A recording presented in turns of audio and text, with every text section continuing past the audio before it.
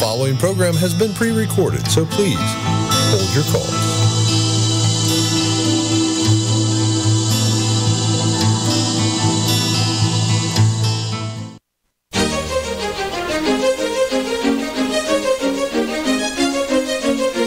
You're listening to The Doctor's Corner with Dr. Klein and Janelle Elgaway.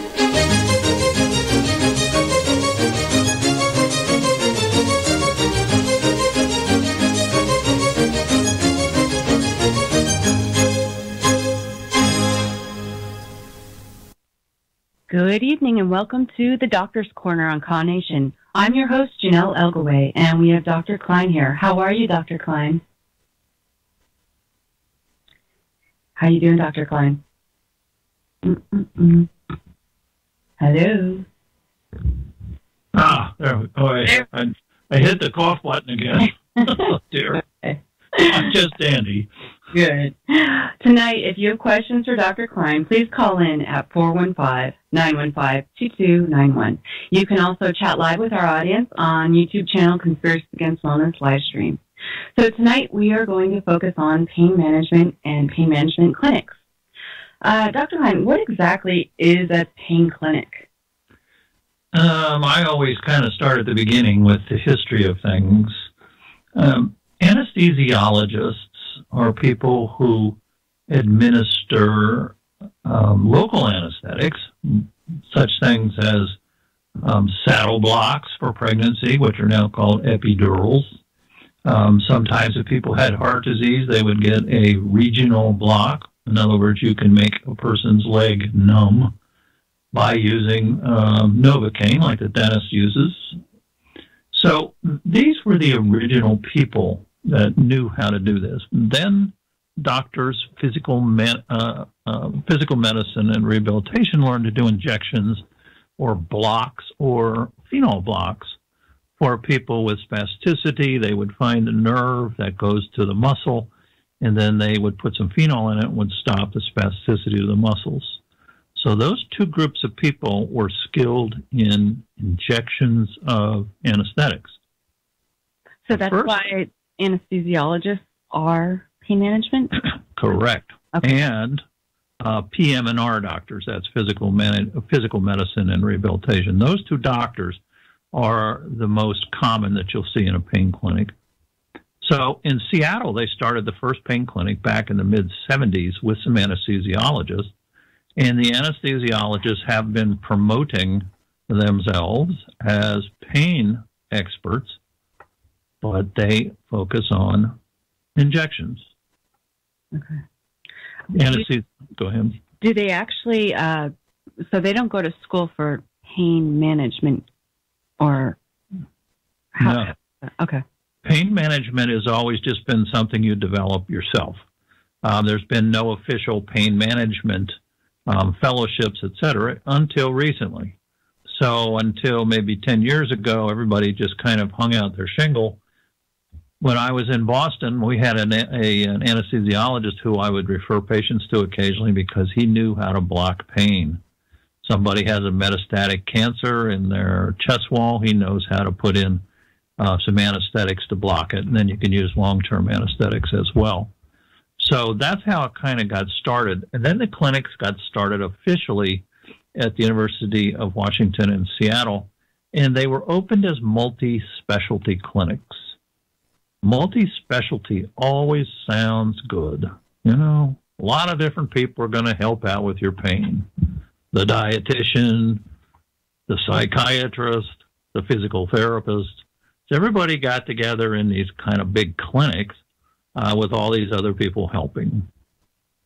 The problem is with chronic pain, people that we see and people that follow us, is most of these other things don't work. So you go to the pain clinic, and then you want some pain medicines. Oops. The anesthesiologist is really not trained in pain medicines. And when you say things, most things don't work. What are you referring to? Well, for example, we did some Twitter polls, kind of getting some information about this, because I always had wondered. Mm-hmm. Let's see. Physical therapy. made things worse half the time, helped some, 20%, did not help another third. So the majority of people didn't help them at all. Spinal stimulators, which are commonly prescribed at pain clinics, only worked 14% of the time. Injections didn't really look too good on the Twitter poll we did. They were given to reduce pain, and 12% said they had some decrease in their pain meds for 2 months. 4% said they were able to stop their pain medicines. 61% said they needed more pain medicine. Wow. Why do you think that is? I don't know. I can't really speculate on what's going on inside pain clinics. But we did another survey, and we asked, how many people felt like they were getting good care at the clinic. And 25% said they were getting great care. 50% said they were getting worse care. Now, this is compared to their previous doctor. And 25% said they weren't really sure. So based on these polls, we start to wonder what's happening in pain clinics. And I can only say what we found on our polls and what people are telling us about the pain clinics. Okay. So a disturbing, at least to me, and a surprise when we did the poll, was we found out that about a third of patients were getting pain medicines and doing fine. Mm-hmm. A third of people, a third of the clinics weren't even using pain medicines, only injections and spinal stimulators and physical therapy. Now, is that more recent because of the opioid epidemic crisis, or? I think so. The polls that we have were done over the past year. Mm-hmm. Growing up as a young doctor, we didn't have pain clinics. We didn't have pain management clinics. When did that start? What made that popular? Because of all this, or? Well, I think it really accelerated over the past couple of years since the CDC CDC guidelines came out, kind of scaring everybody from giving out pain medicines. So the pain clinics, with their rather draconian contracts, were done basically to protect the clinic, that maybe the DEA or a board or something could look at these contracts and say, well, this definitely would preclude anybody coming to the clinic who's a drug seeker or addict. Imagine that, Yeah. How horrible that would be to have a drug seeker or a doctor shopper. These people are considered now in our culture to be like El Chapo, to be considered like they're some sort of horrible person because they're seeking drugs. People seek drugs for two reasons. One, they're undertreated, which is actually the most popular reason people seek drugs. And the other is because they have addiction disease. And maybe it's getting time we decide whether people have addiction disease or they have criminal personalities. Mm-hmm. You can't have them both. You need to make up your mind. So everybody says, oh, it's a disease, but then they kind of slip over to the criminal thing. Let's catch these doctor shoppers. Right. So the pain clinics have these big contracts in order to protect themselves. Okay. We have a call. Caller from area code 316. What's your name? Stephen. Hi, Stephen. What's your question? Well, in my hometown, there are 2 pain clinics. There are several that are medicinal pain clinics that prescribe opioid medications that will work, because patients know what they are taking and have had success with those. The 2 pain clinics that are operated by interventional pain management doctors are by anesthesiologists like Dr. Klein has described. One has a policy that they do not prescribe any opioid medications, and what they do is you, as a patient, come in and get screened and tell them where your pain is located. Then they do a diagnostic test by using needles to interrogate the region or poke around on you until they can cause the pain to be worse, after which they administer a block. This is very painful. They will not prescribe a opioid medication during the interim because they want to see if their block is going to take effect in the next several days. The other pain clinic has an anesthesiologist as its head and has 10 mid-levels, and his policy is for $2,500. He must do 3 different nerve blocks on any patient before any of his mid-levels will prescribe any additional pharmacological medications, opioids, even if those have worked in the past. But that's his policy, is I get to do 3 shots on you before you get any medications. I'd like to know Dr. Klein's or yours, Janelle, thoughts on this, because this seems to be a little bit counterintuitive to why would a patient who has taken a medication before and they know that it works want to put themselves through painful procedures just so they can get peck on the bar and a piece of candy will drop off for the rat. Gee whiz. That kind of sounds like the old neighborhood I lived in. They came by and said, you give us $10 a month and your bicycle won't be stolen. That's exactly right.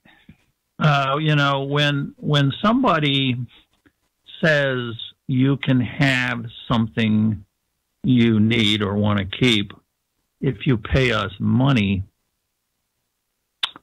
I think that's something that needs to be investigated by the district attorney. It absolutely should be, particularly because that's just unimaginable that people are doing that. But that's what our poll showed too. Right, it's a bait and switch. It's bait and switch. Yeah, and in fact, this one pain clinic, the second one I mentioned that has the 10 mid-levels, he has been looked at as having a premier pain clinic because he does all the interventional blocks, but his mid-levels will then prescribe opioids.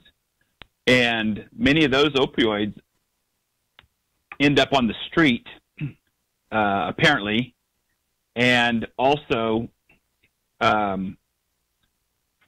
he's had 14 deaths. I don't think those are from the blocks. But they won't go after him because he's an anesthesiologist, where they'll go after primary care doctors for prescribing useful medications that are known to work, that have been around for 6,000 years. Yeah, that's to me, as a practicing primary care physician, is pretty awful. And, you know, unless they can explain themselves as to why they would do this. Now, my experience early on in the 70s with my anesthesiologist, this would be a temporary procedure and only in certain areas. You know, rarely ever did spinal, or rather back injections. This was always local. You know, somebody's had an amputation and they have terrible pain in their arm, or somebody's got a metastatic cancer lesion. But it was very, very selective.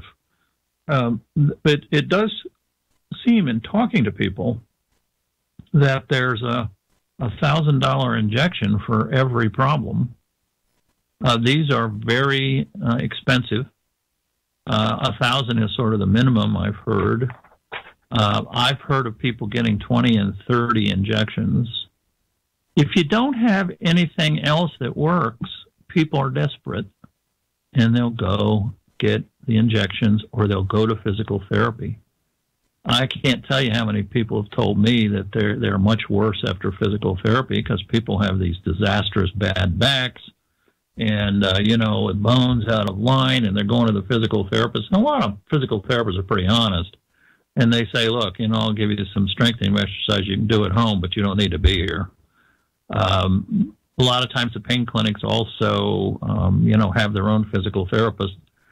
I personally think, from what I've been hearing on my Twitter feed, which is now 19,000 people, that the pain clinics need to be investigated. We talked about pill mills before, and really the only bad pill mills were in Florida. And they were pretty awful, but they were missed for several years. You know, they just kept on cranking out the medicines into rural areas. And, you know, finally now they're doing investigation of pain, or rather of people prescribing pain, but these pain clinic or pain management people really need some standards, and they need to be investigated because it's new. It would be kind of like freestanding surgical clinics, you know, where a bunch of doctors get together and say, we're going to have a little operating room in the back of our office. Those needed and now have some, you know, oversight and restrictions. But I read that somebody brought me a pain management contract. It's just awful. Mm-hmm. But if people are supposed to bring in their pain pills for counting, how humiliating is that? Well, and they could do it they could call you even before your appointment and say, I'd like you to bring in your medication. I've heard even. I mean, it's getting really bad. It's ridiculous. The caller from Seattle, I heard that there was a fairly large system of pain clinics that were suddenly shut down by I think it was the Board of Registration in Medicine. Do you know if those have come back, or my understanding those were standard, you know, we give medicine pain clinics. Are they still out of commission, or caller, are you still there? Stephen, are you there? I'm still here. Yes, I am. I don't know if they are still in business. I had two other questions though. Mm-hmm. Why wouldn't we use the term injection mills? If they use a injection technique that may work 50% of the time and is very costly, but they had just crank those people through like crazy. And then the other thing I would like you to address, Dr. Klein, is there is no FDA approval for epidural steroid injections. Yet that's what these interventional anesthesiologists tend to use quite significantly on back injuries, particularly lumbar epidurals. But as I know, there's no FDA approval. Yeah. You know, that's another thing that should be included in the investigation. The other thing is, with the low return from the injections, that is a lot of pain, and then they wear off.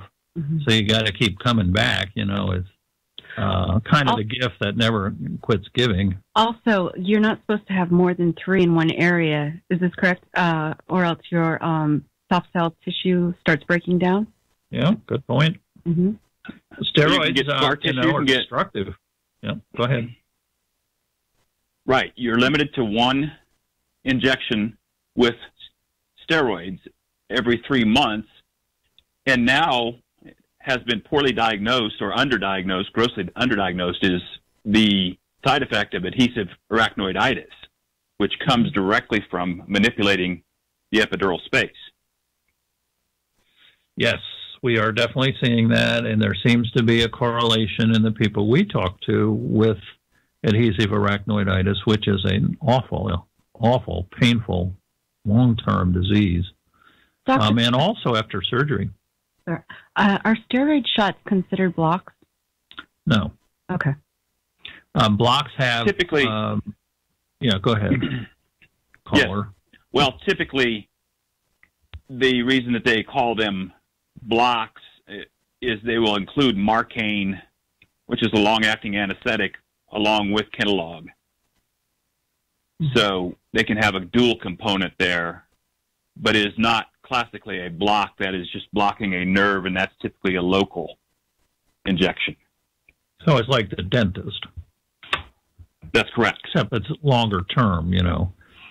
Yes.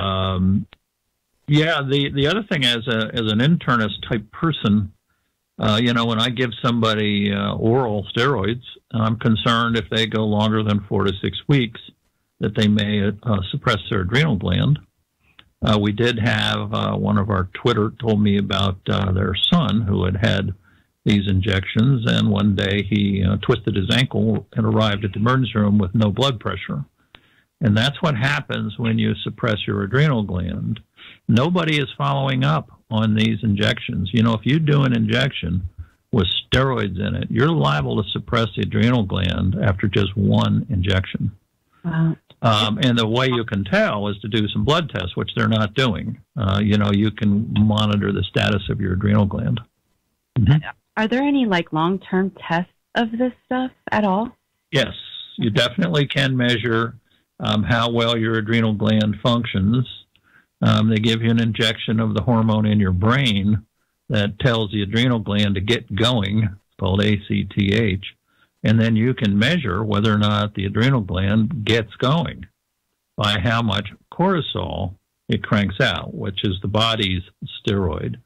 And it's pretty easy to do, and you can also do 8 a.m. cortisol levels, but this is really mandatory in anybody who's had a steroid injection. And I think it should be after one steroid injection, to be quite frank, because I mean, these are called depot injections, depot, D-E-P-O, which means this stuff is mixed with oils and stuff to make it last longer. Well, how long is it lasting? You know, is it hitting the 6-week mark? And then we hear of people that go in, you know, every 2 or 3 months for these injections. And Janelle, your comment is exactly correct. Steroids cause softening of important tissues, mainly ligaments and tendons. Mm-hmm. Those are the things that kind of hold your body together. You know, so if you're loosening up ligaments in your back or your shoulder, you're likely to have more difficulty. And although we have no idea, you know, about this little poll we did, all the 300 people did respond, that people reported they needed more medications after their injections. Yeah. Not quite sure what's going on. Admittedly, it was just a little screening poll, but, you know, the obvious is not always an illusion. And science, a lot of times science starts with these little observations, you know, well, maybe it's true, maybe it's not, but let's look into it and find out. So, Stephen, did you have any other questions? Well, just to add that long-term steroids have been well known to cause cataracts. Okay. As well. Interesting. So you'd have trouble seeing to get to the clinic. Right. Exactly. Well, I certainly appreciate your expertise and taking my call. Thank you. Thank you very much. Thank you. All right. Caller from area code 269. What's your name and what's your question? Jesse Ray. I'm going to a couple of questions for you, Dr. Klein. One of them being, what's your thoughts on sympathetic nerve blocks? Because I underwent those for about 3 years and really didn't see much of a result, and it just kept getting pain in my lower back. And the other one is, why do doctors try to ramp run the idea of spinal cord stimulators down you, and what's your thoughts on those? Because I've heard mixed results about them. Well, the spinal cord stimulators, according to our Twitter poll, work about 14% of the time. So that's our little poll, which 14% is 14%. You have to kind of decide yourself whether or not the cost and discomfort are worth it. Sympathetic nerve blocks, that's a very interesting idea. I actually did part of my PhD dissertation on the sympathetic nervous system, and it was supposedly going to be used in children with cerebral palsy, and theoretically it sounded like a great idea. It failed. And then the next thing that was tried on is reflex sympathetic dystrophy, which is closely aligned to complex regional pain syndrome, in which case the sympathetic nervous system seems to be misbehaving. It seems to sense little tiny points of pain as gigantic pain and then all of a sudden it just starts reacting, like you've fallen out of a tree. So they did sympathetic nervous blocks in people with reflex sympathetic dystrophy. Also failed. So my current thinking is that sympathetic blocks are probably not a good idea for anyone unless some new research comes along to show that they work and who they work for. Mm-hmm. So, thank you, Jesse, for calling in. We have another caller from area code 215. What's your name and what's your question? Hello. Hi. Can you hear me? Yep, we can hear you. What's your... Hi. It's Dr. Bill Mangino. Hi, Dr. Klein. How are you? Hi, how are you? I'm good. Is your caller still on the line, by the way, or is he going? I'm sure he's still listening, but I just wondered. Yeah. Okay. I just wanted to take about 2 minutes or maybe 3 to just put a little perspective on this. I think that Dr. Klein is basically correct. About some of the questionable things that people are doing, but I don't really want to focus on what he said. I want to focus on your caller. The science, for lack of a better term, behind doing epidural steroid injections has been well worked out over many, many years. I mean, as an anesthesiologist, first of all, it's not really true that anesthesiologists aren't pain management doctors solely because they do injections. The science and the study of pain by most anesthesiologists goes way, way much more sophisticated than I think we're letting on here. But I understand the issue here, and the issue is something that I've talked about frequently in all my blogs in the past. That is that the interventional pain specialists are getting away with a degree of freedom in the repetitive amount of nerve blocks that they're doing on a whole lot of patients, which probably in general don't work as well as they advertise it to work. And in addition, I think what's been left out of this conversation, I'm sure Dr. Klein will agree, there's a tremendous medical economic complex consisting of companies which make all different kinds of epidural catheters, all kinds of equipment, including ultrasound-guided nerve blocks, and there's a tremendous, background behind the scenes of industry behind interventional pain medicine, and also behind spinal fusions, which aren't exactly the cat's meow of all treatments either, because most of the patients that wind up having spinal fusions are poorly selected for the procedure. That is, in those particular patients, the operation, even if it's done perfectly, was never really designed to relieve pain in those patients. It does relieve pain in a lot of patients. So before we get into all this, I just want to put a little perspective on this. I'm going to blog on it, and I'm going to talk about it down the line. But for now, the caller has a legitimate gripe. Too many nerve blocks. I grew up medically in a training program where probably the leading interventional doctors in the world were at the University of Illinois, Dr. Alon Winnie. Anybody who knows about pain. And I was also friendly with Dr. John Bonica, who started that pain clinic Dr. Klein described at the University of Washington, Seattle. And that was based on a biopsychosocial physical approach to treating pain. And it's a good approach, and it will work. But the problem is that that's a whole nother focus. But I just wanted to touch bases that we need to be careful, because I also agree that interventional procedures are overused. And I also agree that prosecutors will go after a doctor who uses opioids. And one of the reasons is that the interventional clinics are not going to give you opioids. Once you're out of insurance, they're not going to take care of the nuts and bolts of your pain, which is holding your hand, being compassionate, giving you the appropriate amount of pain medication you need to relieve about half your pain. So it's scandalous. There's no doubt about it. And I blog on it, and maybe you all should start reading some of the things I say, because I address every one of these issues that's being talked about tonight, and will continue to do so. One more thing. FDA approval for epidural steroids, the medications are approved, and there's no FDA approval for sticking a needle in somebody's back. So I don't agree with a caller about that. It's not that all epidurals are bad for you.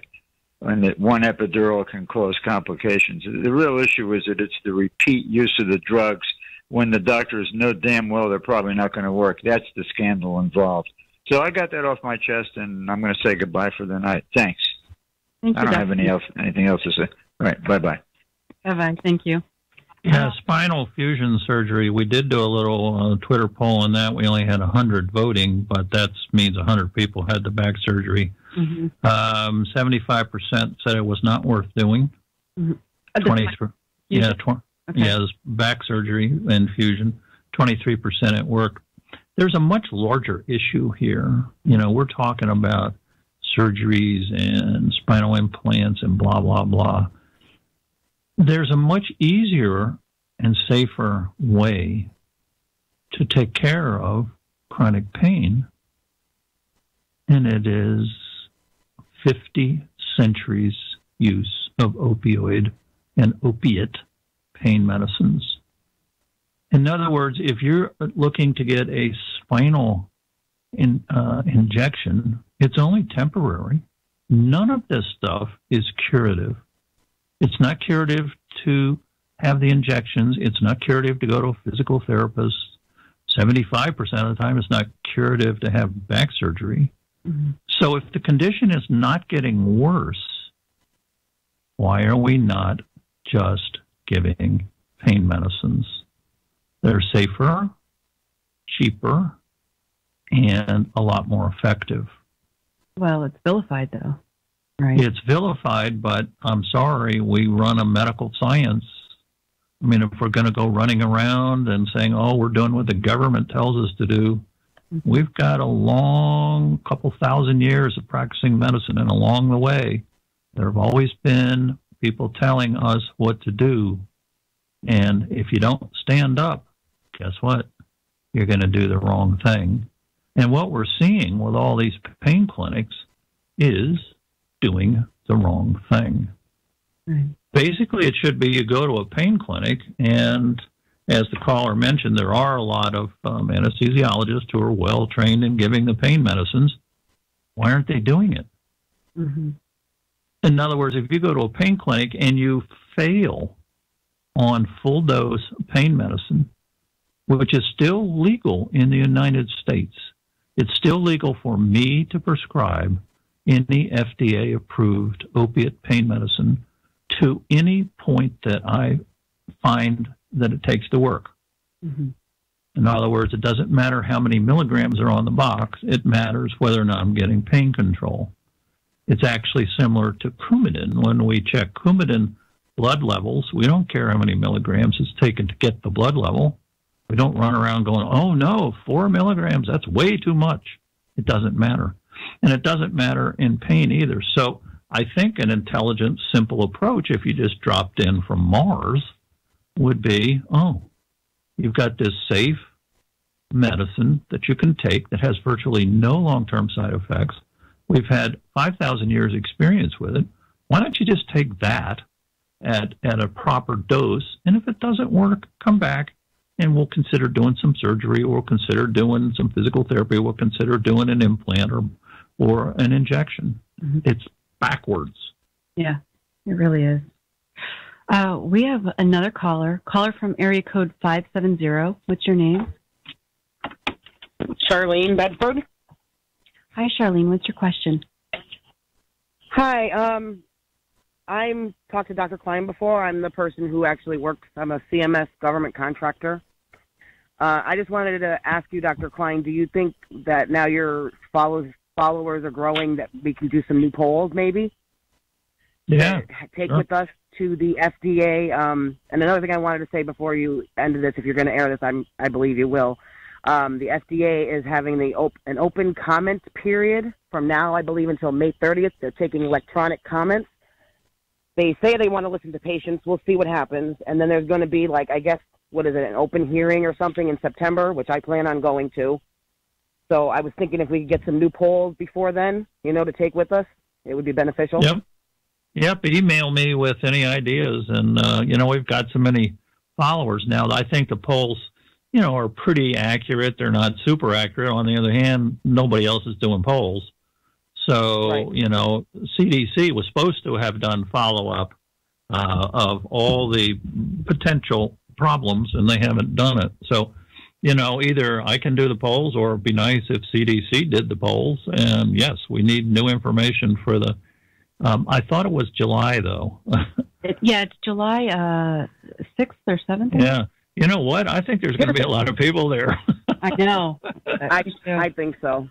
I hope. So. Yeah, but no, new It polls. needs to be. Anybody that has any idea for polls, just email me at Thomas Klein, Kline, MD, at gmail.com. Charlene, did you have any other questions? No, I just wanted to make 2 more comments. They're forcing me in injections too, and my meds have been cut.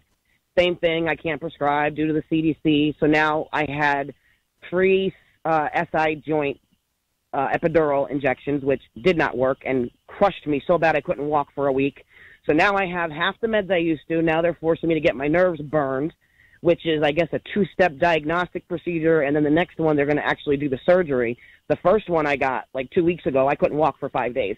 I was in so much pain. I was, for the first time, I prayed to God to die in my life. And I have 2 small children. And then I felt bad and cried and prayed to God to take back what I said, because I love my children and I can't leave them. Like, this is just, it's beyond, I don't even know how to describe it. There's no words, And I have half the meds I used to, and now they're forcing me to do it. And my doctor flat out told me if I didn't agree with her, I can go find someone else. I called every doctor from here to New York City. I'm in Pennsylvania. Everyone, it was like almost like it was a speech. We no longer prescribe opiate medications, but we do injections. You're welcome to set up an appointment. Right off the bat.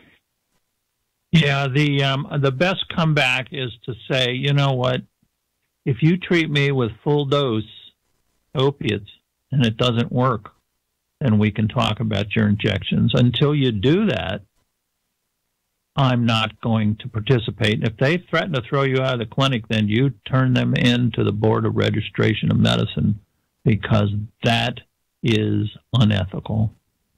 I've heard that from countless people, though. Like, if you won't get, like, the SCS systems or the blocks or whatever, they'll turn you away. It's starting to sound like this is sweeping the country, and it sounds like it needs investigation. Yes. By state boards are really the ones to do it. Practice of medicine really is a state issue. It's not a federal issue. There's actually laws preventing the federal government from interfering with the practice of medicine. I'm licensed in North Carolina. The Board of Registration watches out for my practice, not the federal government. So people need to file complaints. You can do it online with the just look up Board of Registration in your state. They all have different names. And there's always a little online button where you can file a complaint. Write it out ahead of time. Do not use emotional language. Just give the facts. I went to this particular clinic. I saw this particular doctor. They cut my pain medicines back and then told me I needed to have these painful injections. Yeah. That's unethical. Absolutely. We have another caller from area code 267. What's your name? Yes, my name's Rita. Hi, Rita. What's your question? I called in like last week, I believe, as well, and I didn't. I asked the question, but I kind of answered the question and answered it as well. So the question now for Dr. Klein is dealing with sickle cell disease, and patients with sickle cell disease now being told from primary care doctors and even some hematologists that they need to go and deal with pain management. And it's not been successful for my children. I don't know about from other patients, but it's not been successful for my children. Pain management says they don't know what to do, and then my child is in limbo with needing pain medication at home, not in the hospital, but at home, and not being able to get it, like getting a prescription for like 10 days and then you still have to go back to pain management, like torturing them. Yeah, pain management is a new word for, pain clinic, which is a new word for anesthesiologists doing injections and some giving pain medicines. Actually, the people that are primary care doctors, internists, pediatricians. They can prescribe pain medicine, and we've done so for decades. We don't refer every patient to consultants. If a child comes to me with an earache, I don't send them to a ear, nose, and throat surgeon. I send them to an ear, nose, and throat surgeon when I'm starting to have problems and I have concerns. Same thing with pain management or pain treatment. It's pain treatment. You're treating the pain just like you would treat lung disease, with treatments. And if I have a problem with a person with chronic lung disease and it's not working, I send them for a consultation with a pulmonologist. So if I'm having trouble with pain, I send them for a consultation. There's no reason that primary care physicians should not be prescribing pain medicines. And for kids with sickle cell anemia, there should be pain medicines at home, ready to go. There's no reason for kids with sickle cell anemia to have to suffer on the way to the emergency room and then be dissed, by the emergency room staff as a bunch of junkies. This is an issue that you need to bring up with your legislators. And when the legislators say, well, what do you want us to do? And your answer is, I want you to return pain care to the primary care doctors, and I want you to see to it that they are protected against unwarranted raids, unwarranted border registration activities. And they're going to say, well, how do we do that? Well, there are protection laws in California and in Alabama, I believe, or Louisiana, rather, that are laws that protect people from not being treated for their pain and protects the doctors. The doctors need to band together with their state and county medical societies, and they need to retain lawyers to help them out if they are attacked unfairly. That's true for everybody. The DEA officers and all federal police officers belong to associations, and their associations help them buy insurance against being sued. A DEA agent cannot just charge into your home and violate your rights. FBI cannot do that. Nobody can do that. And if that's done, there's a procedure called the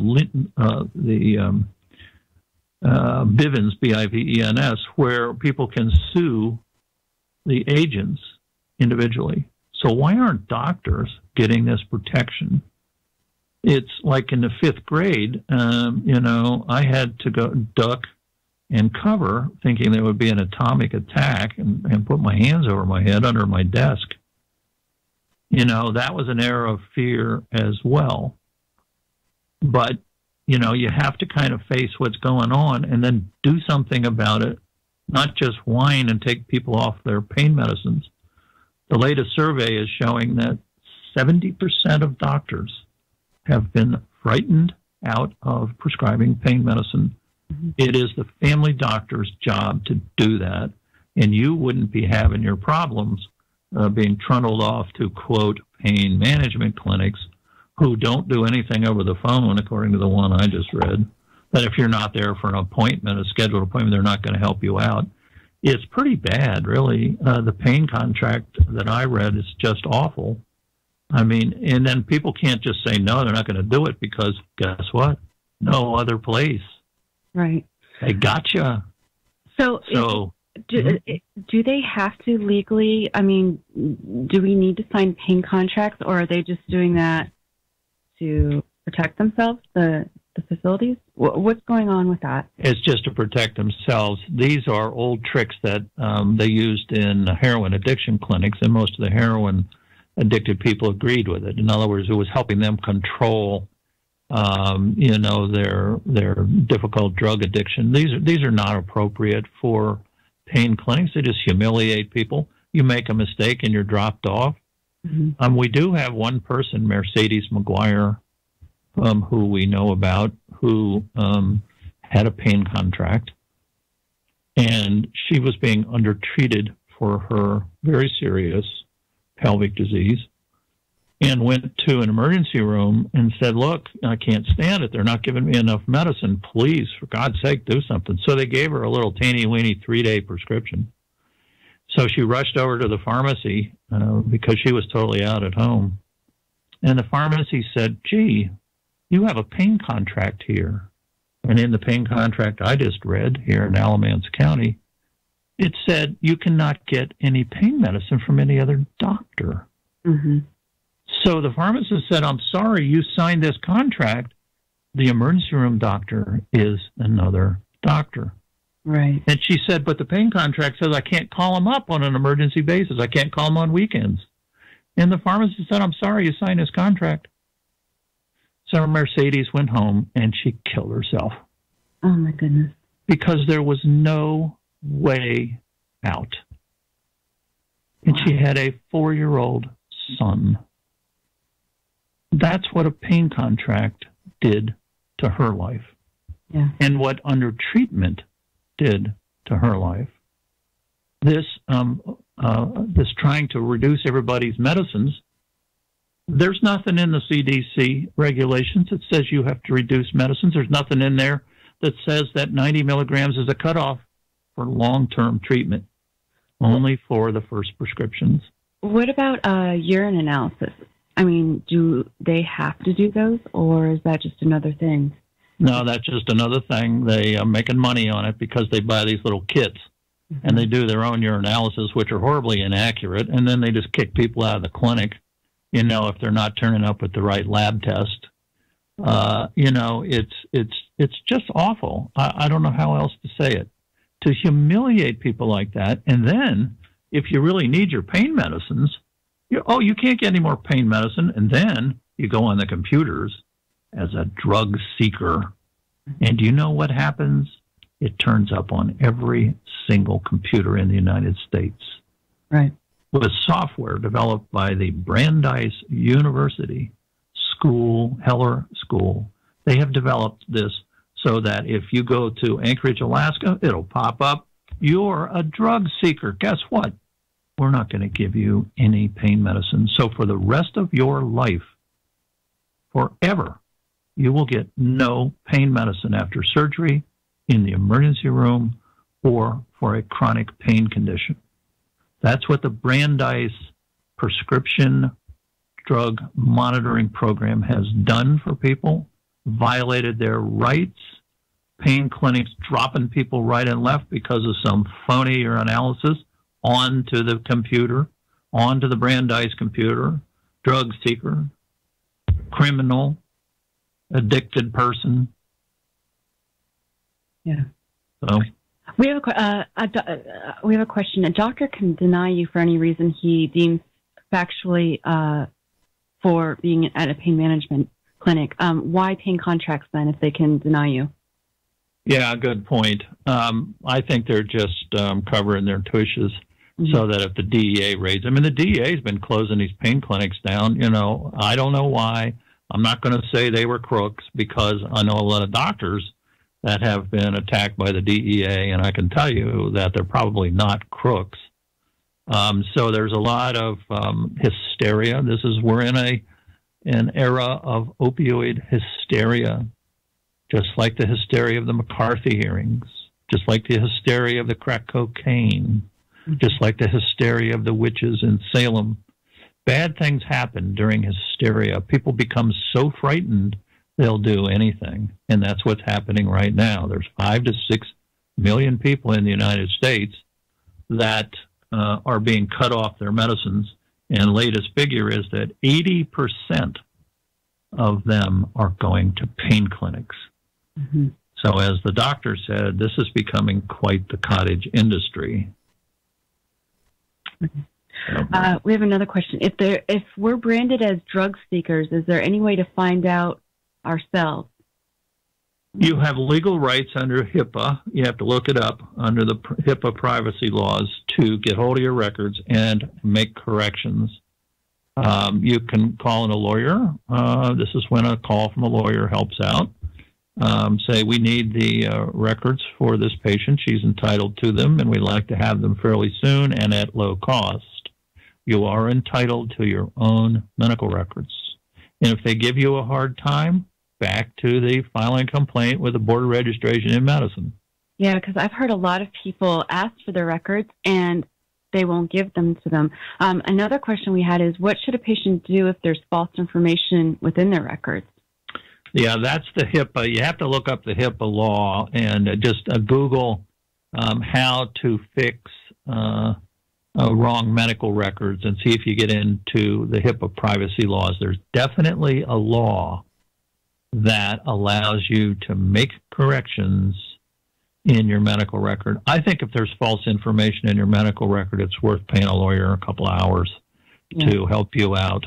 I mean, for a few $100s, you get in an electronic medical record, and I can guarantee it's going to show up in every emergency room in this country. Well, you have to remember, though, a lot of people are on disability. We only get maybe dollars a month. You're lucky if you get over that. So it's hard, but you're absolutely right. Something else I wanted to ask you about is titration, because I don't think people realize what that actually is and how it's properly done. Can you explain that? Titration is, I don't know if you ever mixed up pancake batter or mixed up cement or mortar. Those are all examples of titration. And what it is you've got a big bowl of your pancake powder, and you start adding water to it, and you start stirring it, and you add quite a bit of water. Same with cement. You add a lot of water. All of a sudden, you get very close to the point that it's going to be correct, and it only takes a teeny little bit of water to make your pancake batter perfect or to make your mortar mix perfect before you cement your wall. So those are both examples of titration. What it means is you move up on the mixture. So in other words, you move up on the pain medicine. Mm-hmm. And the old rule of thumb that I was taught back in medical school, that was before there were cars, but anyway, is somebody's in pain, you give them 10 milligrams. If it doesn't work, you give them 20. If it doesn't work, you give them 40. You just keep going until it works. You jump on the pain, because if you don't, like making pain medicine's second choice, which was not CDC's responsibility to say, because they are not an agency that's provided by law to be the regulatory agency. They had no business saying that, because that's harmful. You jump on it with pain medicine, or else you start getting these chronic pain syndromes. Anyway, then when you're at a certain level of your pain medicine, you kind of wait a couple days, and then you add a little more, because sometimes that addition of 5 milligrams or 10 milligrams will make your batter perfect. And now you've got 100% pain control with a tiny little bit of medicine, whereas before maybe you only had 85%. So that's the trick with titration, and that's what's approved in all the medical books that you read, in all the textbooks on pharmacology, and that's what's in the FDA regulations. Anybody who's not doing that needs to explain themselves. Mm-hmm. Do doctors at pain management clinics make money off of different treatments or medications? Well, if you're a physician and you are doing a procedure of any kind, surgery or reading an x-ray or doing an injection, there are two components that are billed. One is the component for the procedure itself in the clinic. That's the catheters and medicines and things. And the other is the physician component. So I don't know what they are. You may have a $10,000 bill from the operating room, and maybe $3,000 or $2,000 goes to the surgeon. You may have a $1,500 injection procedure, which a lot of the money goes for the materials, and I don't know how much the doctors get. That would be an interesting thing to look up. Mm-hmm. But I would imagine it's at least a third. That's sort of the old rule of thumb. Is there somewhere where we can find that information out? I mean, is that public knowledge? Yeah, no, it's public information. There are, Medicare keeps fee scales, and you can go to Medicare and find out, say, what is the code and the payment for anything, an office call, a spinal injection. Of course, it gets complicated because they got codes for different kinds of injections and blah, blah, blah. But you can try Googling it, too. I would imagine Google can turn up anything, since the other day I just found out by Googling that the Earth is not flat. Oh, you're not a flat earther? No, I gave it up. That's fine.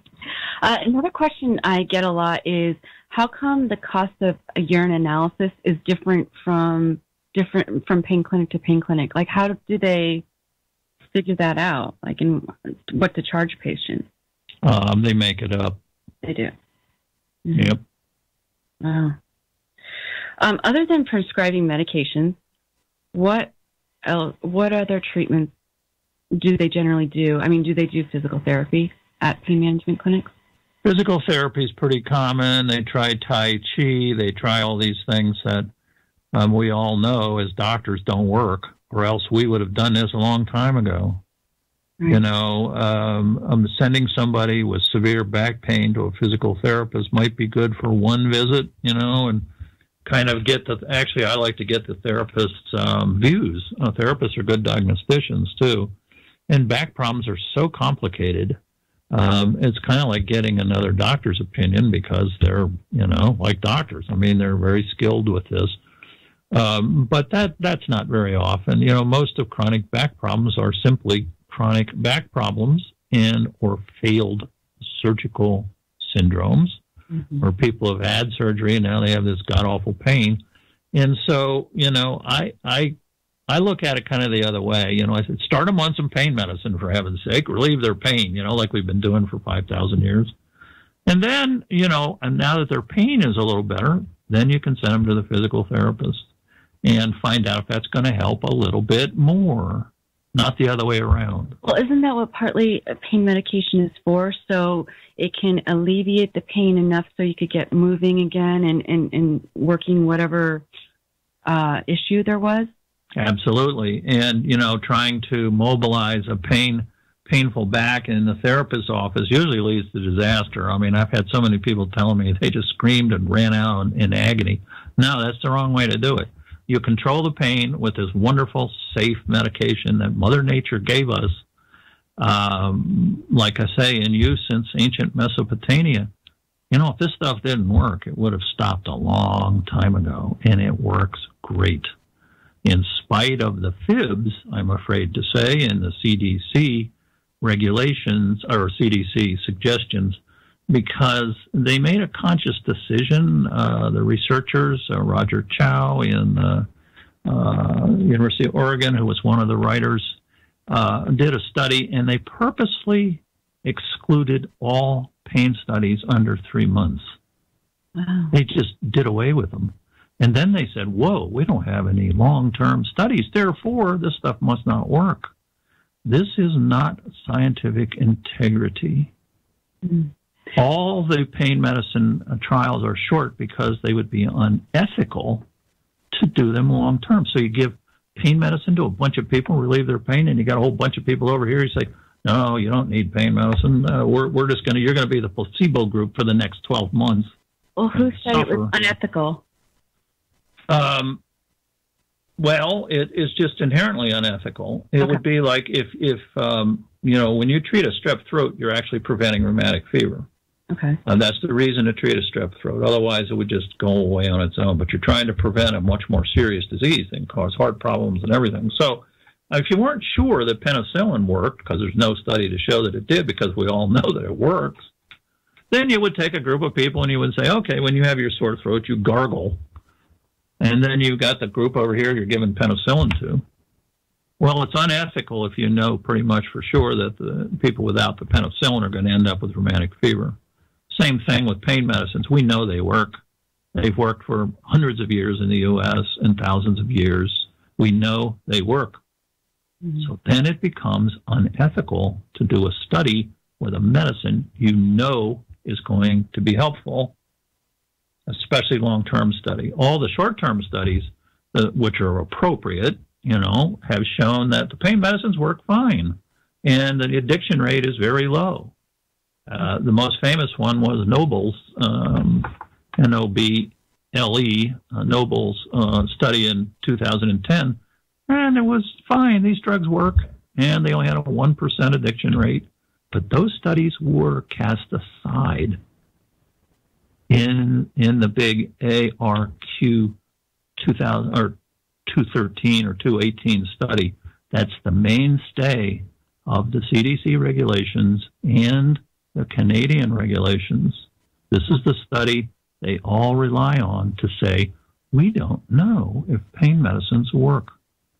What an absurd thing to do. What a dishonest scientific thing to do. Right. Wow. We have several people asking about radio frequency. Radio frequency ablation. I honestly don't know a lot about that. Okay. And until I knew more, I wouldn't do it.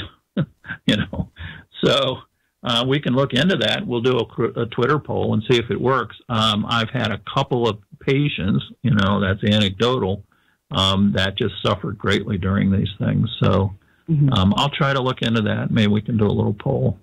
Also, several people have told me they've been turned away because of the extent of their health issues. Why would a pain clinic turn somebody away because of how many issues they have? I mean, where are they supposed to go then? Yeah, well, I guess they can go to Mexico or Cuba. Right. Well, I mean, that's just horrible. I mean, that's not the practice of medicine. What is that? That's not healing. No, it's not. That's I don't know what to call it other than horrible. Yeah, definitely. Well, it is already that time. Did you want to have any last words? Basically, my review of pain clinics, and that is from the folks on the Twitter feed, the 19,000 people, and the little polls that we've done, is I have serious reservations about pain management clinics. And the worst and the most serious reservation I have is that it seems like an awful lot of them are not using the basic tool of pain relief, which is opiate pain medicine. Mm-hmm. Okay. So, well, thanks, Dr. Klein, for joining us this evening. You're welcome. Mm-hmm. And tomorrow evening, Dr. William Mangino will be our guest. He's an anesthesiologist, pain management doctor, and advocate. Thank you, Call Nation, for joining us on another Tuesday evening at the Doctor's Corner. I'm Janelle Elgaway, signing off until tomorrow evening. Good night. You've been listening to The Doctor's Corner with Dr. Klein and Janelle Elgaway. Copyright 2018 by EXG LLC.